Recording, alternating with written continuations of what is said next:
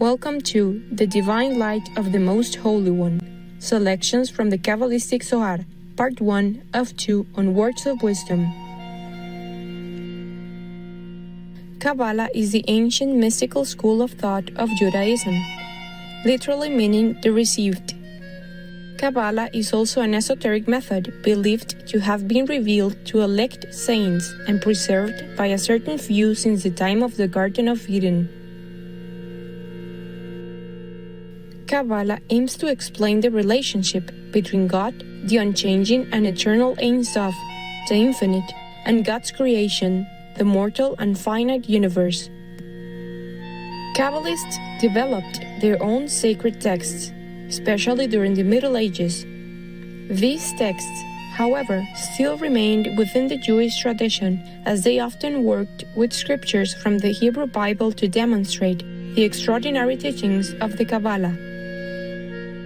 One of the most foundational of the Kabbalistic texts is the Sefer HaZohar, a Kabbalistic commentary on the Torah, which means the first 5 books of the Hebrew Bible. The Zohar, which scholars believe was recorded mainly by the 13th century Spanish mystic Rabbi Moses de Leon, presents profound discussions on many topics, such as redemption, prayer, and the nature of God, the cosmos, and souls. The word Zohar means brightness and refers to the light manifestation of the divine. Today we will be presenting selections from the Great Holy Assembly, a volume of the Zohar where Rabbi Shimon led a group of holy sages through a discussion on creation, as well as the divine light and wisdom as symbolized by the facial features of Macroprosopos.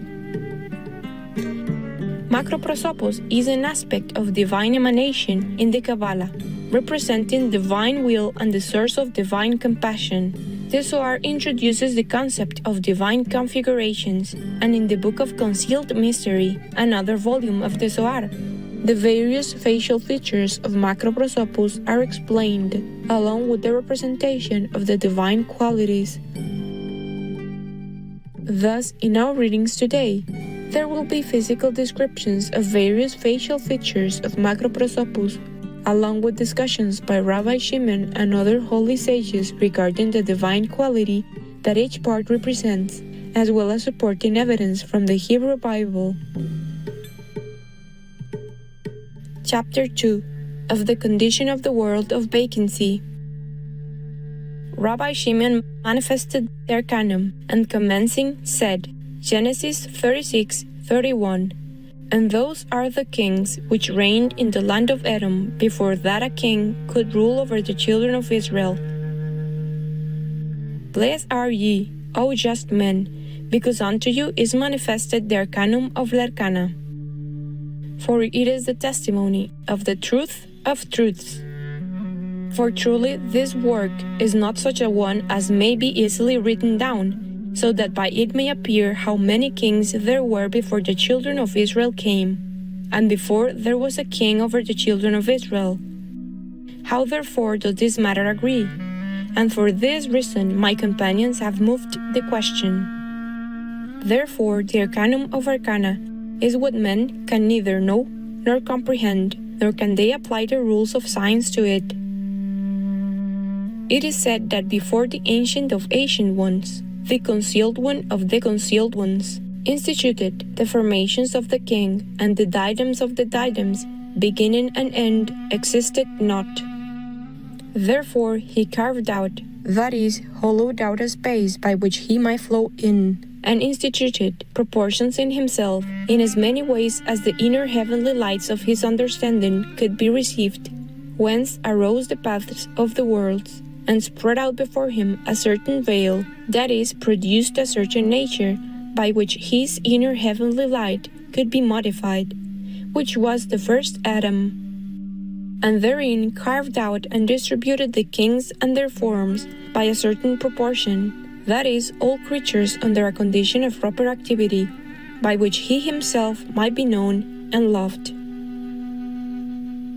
All those things which were carved out, neither yet did they subsist, until he separated from them, so that they could receive the lights from the receptacles above themselves, and hid himself before them. Chapter 3. Concerning the Ancient One, or Macroprosopus. And after a certain time was that veil entirely disunited in formless separation, and recomposed according to its conformation. This is the tradition described in the concealed book of the king, that the Ancient of the Ancient Ones, the Concealed of the Concealed Ones, has been constituted and prepared for future knowledge. Like as if it were said, he is found, that is, he may in some way to a certain extent be known, and he is not found, for he cannot be clearly comprehended, but he has, as it were, been formed, neither yet is he to be known of any, since he is the Ancient of the Ancient Ones. But in his conformation is he known, as also he is the Eternal of the Eternal Ones, the Ancient of the Ancient Ones, the Concealed of the Concealed Ones, and in his symbols is he knowable and unknowable. Upon the throne of flaming light is he seated, so that he may direct its flashes. Into 40,000 superior worlds the brightness of the skull of his head is extended, and from the light of this brightness the just shall receive 400 worlds in the world to come. This is that which is written, Genesis 23:16, 400 shekels of silver, current money with the merchant. Within his skull exist daily 13,000 myriads of worlds, which draw their existence from him, and by him are upheld. Chapter 4. Concerning the dew, or moisture of the brain, of the Ancient One, or Macroprosopus. And from that skull distills a dew upon him, which is external, and fills his head daily. And from that dew which flows down from his head, that namely which is external, the dead are raised up in the world to come. Concerning which it is written, Song of Songs 5:2, My head is filled with dew. And it is written, Isaiah 26:19, The dew of the lights is thy dew, of the lights, that is, from the brightness of the Ancient One. And by that dew are nourished the holy supernal ones.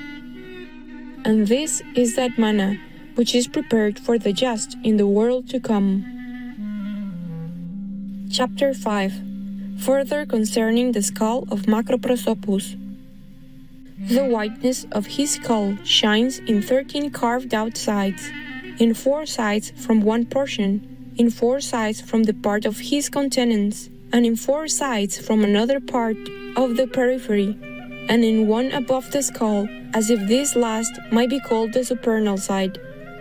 And thence is the vastness of his countenance extended into 370 myriads of worlds, and hence vastness of countenance is his name.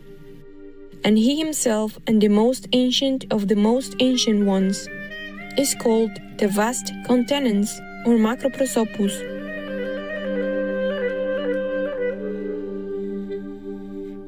There is an absolute urgency for ecological reasons, for ethical reasons, and for health reasons to switch to a plant-based diet. Rodolphe Lenman, vegan. Joyous viewers, thank you for watching today's Words of Wisdom.